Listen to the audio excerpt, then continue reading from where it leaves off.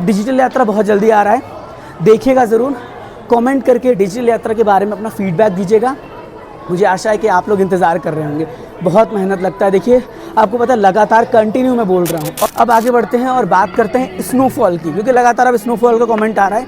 देखिए इसके साथ साथ भक्त पूछते हैं कि प्राचीन गुफा कब खुलेगा, प्राचीन गुफा से दर्शन हम कैसे कर सकते हैं।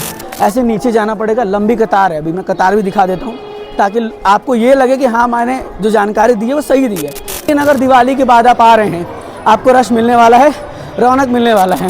कदम कदम पर जिसको दुनिया वालों ने ठुकराया, उसको प्यार से मैया तूने अपने गले लगाया। कदम कदम पर जिसको दुनिया वालों ने ठुकराया, उसको प्यार से मैया तूने अपने गले लगाया। मन मंदिर में तुझको बिठाऊं, बस तेरी ही महिमा गाऊं। जय माता दी। श्री माता वैष्णो देवी जी के भवन में आप सभी का हार्दिक स्वागत व अभिनंदन है। मेरा नाम है आयुष और आप देख रहे होंगे आपका प्यारा YouTube channel as well as Facebook page train rider. हाँ जी, आज इस नए वीडियो में हम आप सबसे अपने दर्शन का पूरा एक्सपीरियंस, यात्रा का पूरा अनुभव आपसे साझा करने वाले हैं। तो वीडियो को अंत तक पूरा देखिएगा, ज़्यादा से ज़्यादा अपने सोशल मीडिया पर शेयर कर दीजिएगा। शुरू करेंगे इस वीडियो को, लेकिन नहीं ऐसे नहीं, एक मुस्कुराहट के साथ और एक लाइक के साथ। लाइक कर दीजिएगा वीडियो को, कमेंट में जय माता दी लिख दीजिएगा।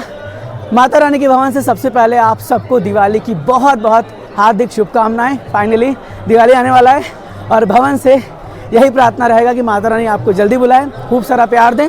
देखिए अलग अलग तरीके से हम इस वीडियो में आपको जानकारी देने वाले हैं। सबसे पहले हम अपना यात्रा स्टार्टिंग का बताएंगे आपको कि यात्रा हमारा किस प्रकार से था। देखिए यात्रा हमने ऑलमोस्ट सुबह के 6 बजे स्टार्ट किया था और वो हमने किया था यात्रा गेट से। यात्रा गेट में बहुत आराम से एंट्री मिल गई, बिकॉज इस समय श्रद्धालु की रौनक उस तरह की नहीं है जिस तरह की होती है। लेकिन अगर दिवाली के बाद आप आ रहे हैं, आपको रश मिलने वाला है, रौनक मिलने वाला है। हम लोग लगभग पहुंच गए थे अर्धकुंवारी लगभग 10 बजे के आसपास और आराम से ही चल रहे थे। यात्रा में हमें कम रश था तो कोई दिक्कत वगैरह नहीं हुआ उतना भी, और धीरे धीरे हम आगे बढ़ रहे थे।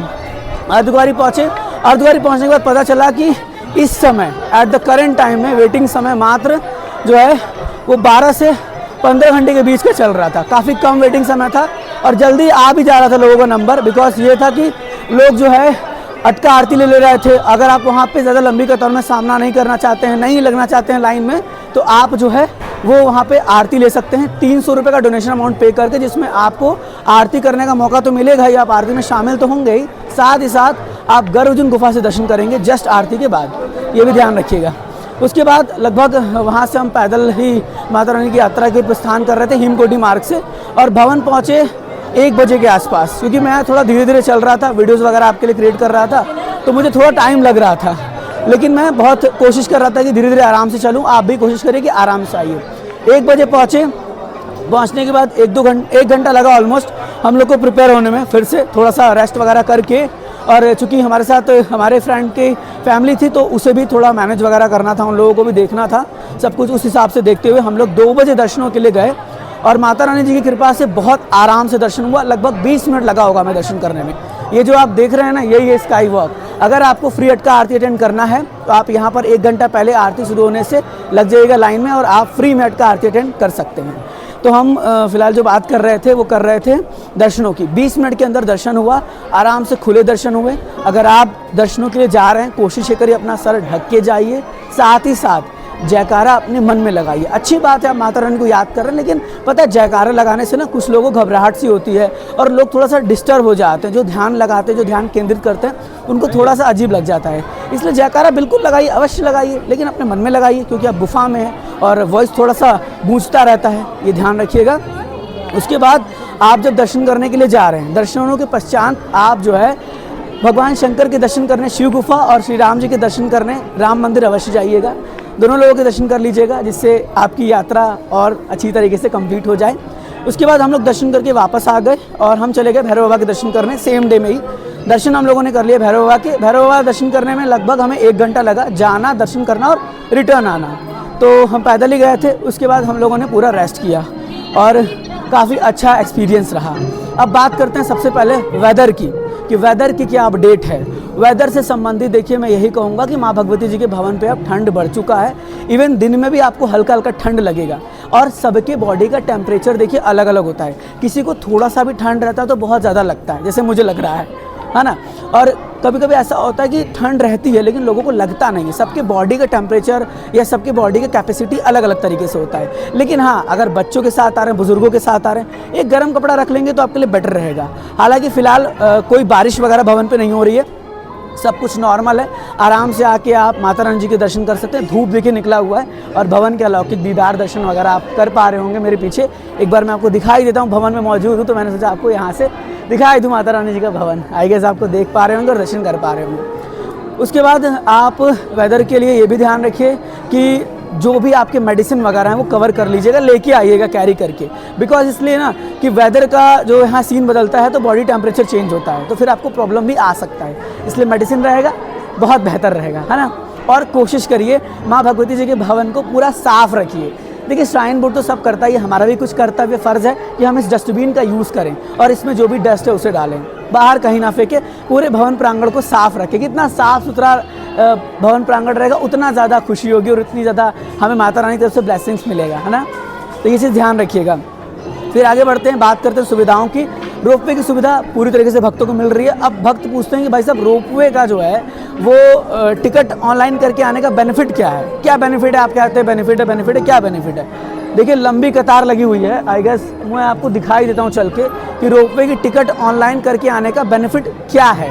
बेनिफिट यही है कि जो लंबी कतार अभी आप देखेंगे, मैं चलता हूँ दिखाता ही हूँ आपको, क्योंकि दिखा दूंगा तो लोगों को प्रूव मिल जाएगा, लोगों को सही लगेगा कि नहीं आप सही बता रहे हैं। क्योंकि कुछ लोगों के मन में डाउट रहता है कि भाई आप बताते हो लेकिन मुझे कोई बेनिफिट नहीं समझ में आता है, या फिर वो सोशल मीडिया पे वीडियोस वगैरह देख रहे हैं तो उन्हें ऐसा लगता है। आप देखिए ये जो आप देख रहे हैं ऐसे नीचे जाना पड़ेगा, लंबी कतार है। अभी मैं कतार भी दिखा देता हूँ ताकि आपको ये लगे कि हाँ मैंने जो जानकारी दी है वो सही दी है। अगर आप ऑनलाइन करते हैं तो आपको ये जो इतना दूर नीचे जाना है वहाँ से वो नहीं जाना पड़ेगा, लंबी कतार में आपको लगना नहीं पड़ेगा।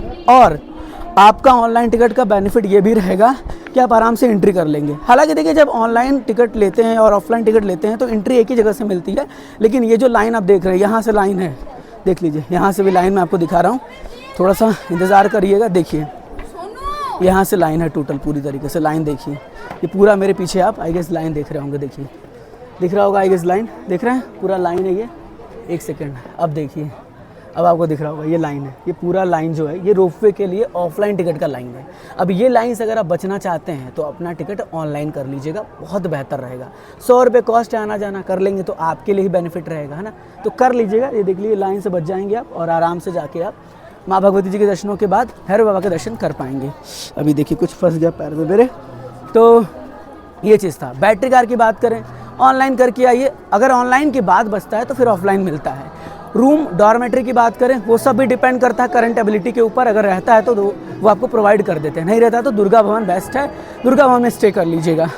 इसके साथ साथ अगर बात करें माता रानी जी के भवन पर कुछ और नई जानकारी की, तो देखिए फ़िलहाल ना माता रानी के भवन पर मैं देख रहा हूँ कंस्ट्रक्शन के बहुत तेज़ी से काम चल रहे हैं। इवन जो माता रानी के दर्शन करने के लिए जो प्राचीन गुफा है वहाँ पे पूरी तरीके से ना कार्य चल रहा है, एरिया को बड़ा किया जा रहा है, तो ये बहुत खुशी की बात है।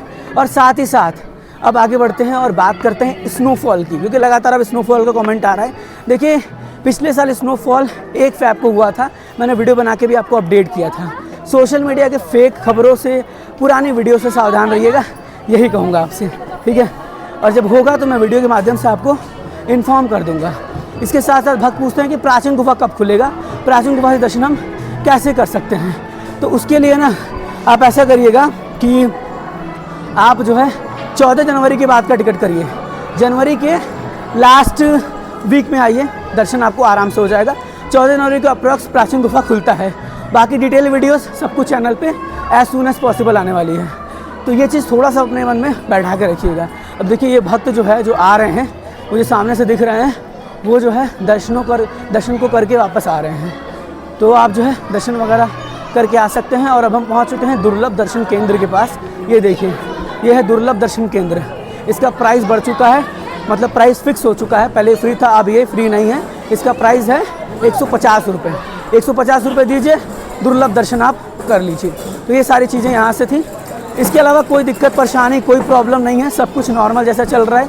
यात्रा भी स्मूथ वे में चल रहा है। होटल्स डॉर्मेट्रीज कटरा में भी आपको मिल ही जाएंगे, कोई इशू नहीं है। तो इस वीडियो में मैंने पूरा प्रयास किया है कि आप सभी तक एक सही और रिलेवेंट जानकारी जो अभी की अपडेट है वो शेयर किया जाए। अब डिजिटल यात्रा बहुत जल्दी आ रहा है, देखिएगा ज़रूर। कमेंट करके डिजिटल यात्रा के बारे में अपना फीडबैक दीजिएगा। मुझे आशा है कि आप लोग इंतज़ार कर रहे होंगे।